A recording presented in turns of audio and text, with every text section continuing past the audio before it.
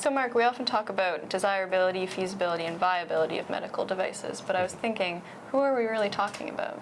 That is a good question. I don't know often who we are talking about. That's an interesting thought. Yeah, so my mind goes right to kind of the primary users of a device involved in sort of the main workflow. So things like patients, clinicians, even regulatory bodies.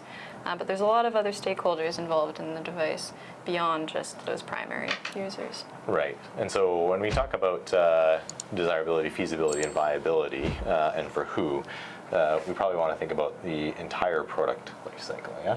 Yeah, exactly. So everything from the assembly of the device to procurement, distribution, all the way through service and use of the device, and even disposal eventually. Right.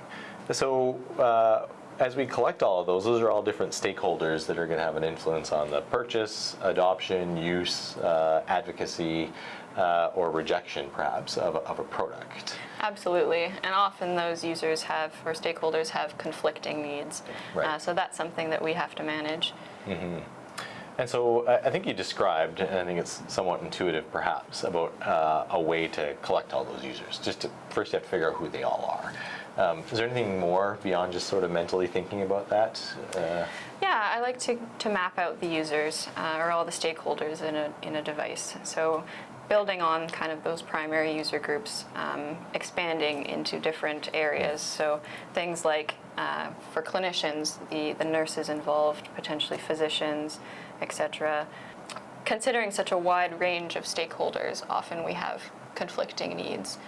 For example, someone working in the facilities department might be more concerned with infection control and a device that's sealed and integrated, whereas a biomed service tech might prefer a device that's accessible, such that they're able to perform those repairs quickly and efficiently. Right. And so obviously a lot of those user needs are going to be conflicting. And what does that mean? How does that get resolved, or how does that fit within the design process? So managing user needs can often be challenging, so we need to think about distilling those user needs into kind of the core requirements.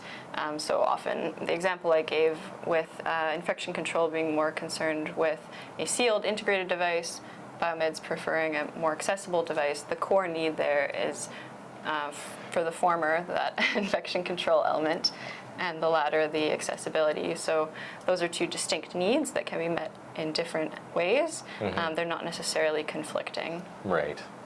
And so I guess clever design ends up resolving a lot of those user needs in that if you show somebody something, you may actually accept it.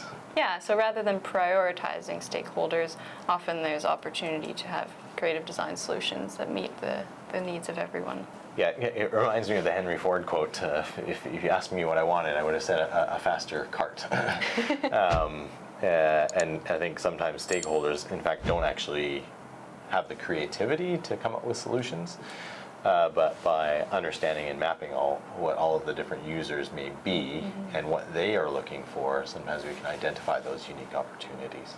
Absolutely. Interpreting user needs into design requirements is a negotiation that has to happen. For sure.